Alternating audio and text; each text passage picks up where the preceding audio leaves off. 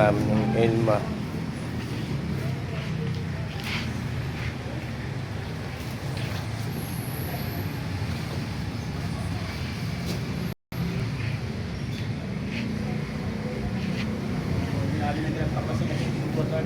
Yung buhat pa lang namin, nagkalas-kalas na.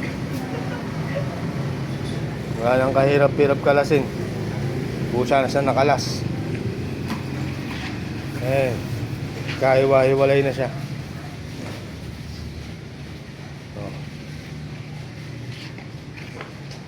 Walang kahirap-hirap kalasin. Nagkalas-kalas na siya ng kusa. Hindi na kami pinahirapan. Elma Piano.